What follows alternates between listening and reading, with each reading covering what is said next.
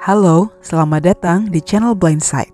Sebelum saya mulai, saya mau ngucapin terima kasih terlebih dahulu untuk para penonton yang sudah menonton video ini dan video-video saya yang lain.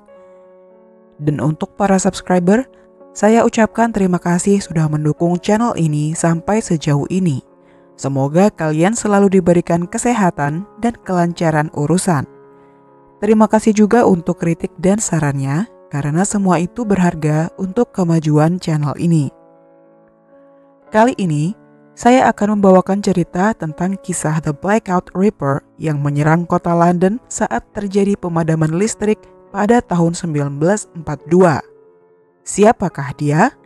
Langsung saja simak cerita lengkapnya. Bagian 1, latar belakang. Peristiwa ini terjadi ketika Perang Dunia II. Pengeboman udara yang berlangsung selama 7 hari di London diberi nama Blitz yang berasal dari bahasa Jerman dan memiliki arti kilat. Saat itu, tepatnya pada bulan Februari tahun 1942, London harus mengalami pemadaman listrik untuk mempersulit Jerman menyerang daerah yang padat penduduk. Sementara jumlah korban tewas cukup tinggi, masalah yang lebih mendesak yang dihadapi London adalah tunawisma. Orang-orang telah dibom keluar dari rumah mereka tanpa ada tempat untuk pergi. Orang-orang memilih untuk berdiam di rumah mereka dengan kematian yang siap mendatangi mereka kapan saja. Kota ini menjadi kacau dan mencekam. Selain itu, dari tahun 1939 hingga 1945, kejahatan meningkat lebih dari 50%. Kemudian, seorang pria bernama Gordon Cummins yang kini dikenal sebagai The Blackout Ripper muncul dan meneror kota London. Bagian 2, korban mulai berjatuhan. Meskipun Blitz telah berakhir, pemadaman listrik masih diberlakukan di London untuk menghindari serangan udara lebih lanjut pada warga sipil dan kota itu sendiri. Pada suatu pagi, tanggal 9 Februari tahun 1942, seorang teknisi listrik yang sedang berjalan menuju tempat kerja melihat sebuah obor tergeletak di tanah di luar tempat penampungan serangan udara. Ketika dia mengintip ke dalam, dia terkejut melihat mayat seorang perempuan terbaring tergeletak. Dia pun segera melaporkan penemuan itu pada petugas. Tak lama, para petugas tiba di tempat kejadian dan memeriksa mayat itu dan melihat adanya tanda-tanda pencekikan. Berdasarkan luka memar di tubuhnya, mereka dapat mengetahui bahwa pembunuhnya orang yang kidal.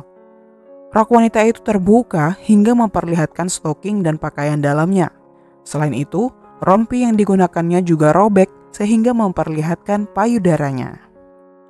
Kepala Inspektur Detektif Frederick Cheryl yang dikenal sebagai si sidik jari berada di tempat kejadian untuk menyelidiki lebih dalam. Sejak tahun 1938, dia telah menjadi kepala Departemen Sidik Jari, tetapi bersikeras untuk selalu mengunjungi tempat kejadian itu secara langsung. Pada saat itu, sidik jari masih merupakan ilmu yang sangat baru dan berkat Frederick Cheryl, sidik jari menjadi alat forensik yang diakui. Barang-barang dan tas milik wanita itu ada di tempat kejadian, tetapi tidak ada yang bisa digunakan untuk mengidentifikasi identitasnya. Polisi kemudian mulai mendatangi warga dari rumah ke rumah dan akhirnya menemukan identitas wanita tersebut sebagai Evelyn Hamilton, seorang apoteker berusia 40 tahun. Keesokan harinya, seorang tetangga bernama Evelyn Oatley yang berusia 35 tahun mempekerjakan seorang pembantu rumah tangga setinggi 2 meter masuk di dalam apartemennya. Evelyn adalah seorang calon aktris yang telah menikah dengan seorang peternak unggas. Dia memutuskan untuk meninggalkan peternakan demi mengejar karirnya di West End. Namun, dengan adanya perang, masa-masa sulit yang dia jalani justru menjadi semakin sulit dan berakhir membuatnya beralih ke pekerjaan seks untuk menghidupi dirinya sendiri.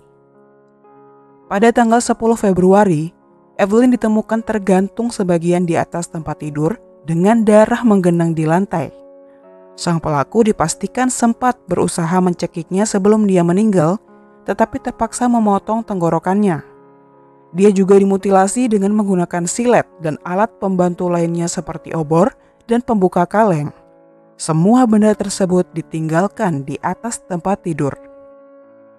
Detektif Syahril dapat menemukan sidik jari pada pembuka kaleng yang telah digunakan dan dapat mengetahui bahwa pembunuhan kedua ini pelakunya juga orang yang kidal. Dia kemudian menggunakan sidik jari tersebut dan mulai mencari catatan di arsip untuk mencari kecocokan. Koran-koran tidak memberitakan kejahatan tersebut, namun para pekerja wanita di daerah tersebut telah mendengarnya. Para petugas keluar menanyai para saksi potensial untuk mendapatkan informasi dan berharap kehadiran polisi akan membuat si pembunuh tidak bisa kabur. Pada saat itu, dengan adanya perang dan tingkat kejahatan yang meningkat, kehadiran polisi sangatlah langka. Sekitar jam 1 pagi pada tanggal 11 Februari, Margaret Lowe, seorang wanita berusia 43 tahun yang sedang berjalan, didekati oleh pria tak dikenal yang mengajaknya berbicara. Jadi dia tidak berpikiran negatif karena pria itu terlihat baik. Margaret juga pernah menjadi pekerja seks seperti Evelyn. Dia adalah seorang janda dan sedang berusaha untuk menghidupi putrinya yang berusia 15 tahun di sekolah asrama. Dia dikenal sebagai orang yang baik dan sopan, terutama dalam berbicara dengan para pelanggan, sehingga para pekerja lain menjulukinya The Lady. Kesalahan yang dia lakukan saat itu adalah karena terlalu baik dengan orang asing dan membawa pria itu ke apartemennya, di mana dia dihabisi dan dimutilasi dengan menggunakan barang-barang yang ditemukan di rumah. Saat kejadian itu berlangsung, para tetangganya tidak mendengar apa-apa, jadi pelaku bisa menyelinap pergi dengan tenang.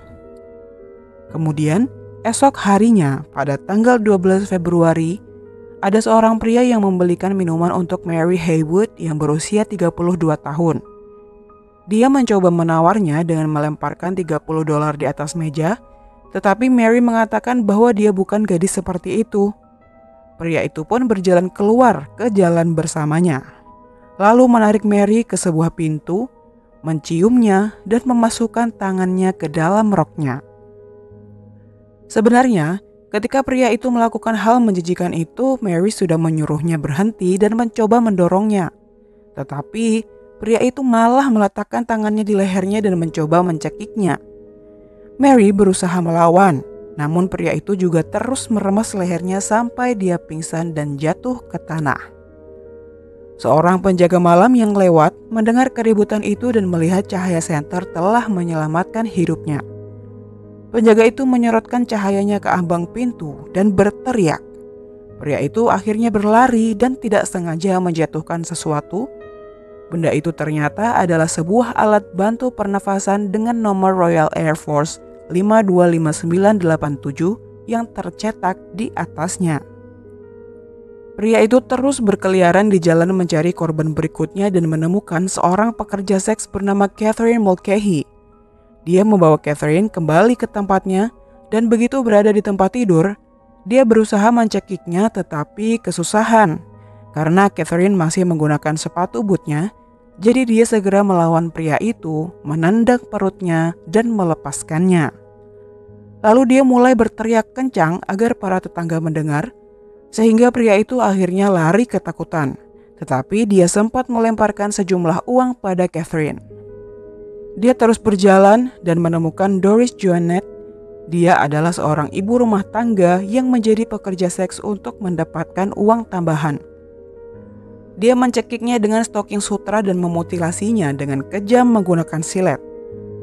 Baru pada malam hari tanggal 13, suaminya pulang kerja dan menemukan pintu kamar tidurnya terkunci. Dia menelpon polisi yang kemudian mendobrak pintu dan menemukan mayatnya. Pada malam yang sama, Ibu Margaret Lowe berpikiran untuk menghabiskan akhir pekan bersama putrinya. Namun ketika mengetuk rumahnya tidak ada respon apapun. Dia menjadi khawatir dan meminta tolong para tetangga untuk memanggil polisi dan mendobrak pintu. Lalu mereka menemukan putrinya telah menjadi korban sama seperti yang lainnya. Saat itulah pihak kepolisian menjuluki si pembunuh itu dengan sebutan Blackout Ripper. Bagian 3, penangkapan dan hukuman. Dua korban yang selamat Mary Haywood maupun Catherine Mulcahy telah melapor ke polisi tentang serangan mereka dan pelaku yang menyerang mereka. Pada awalnya, tidak ada hubungan yang dibuat dengan Ripper. Kemudian, pada hari yang sama, polisi menahan seorang penerbang bernama Gordon Cummins. Dia berusia 28 tahun dan seseorang yang membuat atasannya terkesan dengan efisiensi dan kerja kerasnya selama beralih dari kru darat menjadi penerbang. Saat itu, dia ditempatkan di Aircrew Receiving Regents Park untuk pelatihan. Gordon dikenal oleh beberapa orang sebagai orang yang sombong dan sering mengaku sebagai anak haram dari seorang bangsawan atau mengaku dirinya bangsawan. Hal itu bahkan membuatnya mendapat julukan The Duke. Dia selalu membual tentang bagaimana dia memikat wanita dan dapat meluluhkan moral mereka meskipun dia memiliki seorang istri muda bernama Marjorie di rumah. Ketika polisi menanyakan, dia digambarkan sebagai orang yang suka mengelak dan sombong.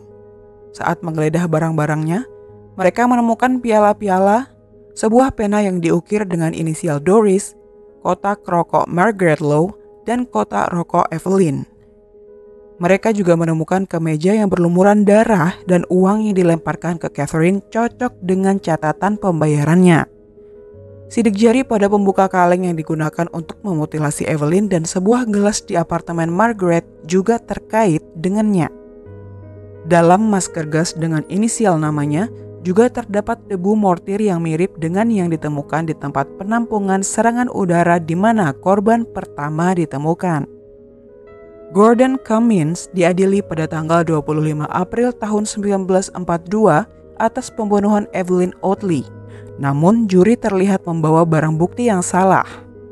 Setelah diselidiki, akhirnya hakim memutuskan jika juri itu telah disuap untuk bekerja sama dengan Gordon dan akhirnya dia diberhentikan. Seminggu kemudian, persidangan baru dimulai dengan detektif Frederick Sherrill sebagai saksi kunci. Gordon bersaksi dengan menyatakan bahwa dia tidak bersalah, namun semua barang bukti mengarah padanya. Akhirnya, dia divonis bersalah oleh juri dalam waktu 35 menit dan dijatuhi hukuman gantung. Gordon tetap menyatakan dirinya tidak bersalah, bahkan keluarganya juga terus berusaha mengajukan banding, namun ditolak. Gordon Cummins pada akhirnya dieksekusi pada tanggal 25 Juni tahun 1942.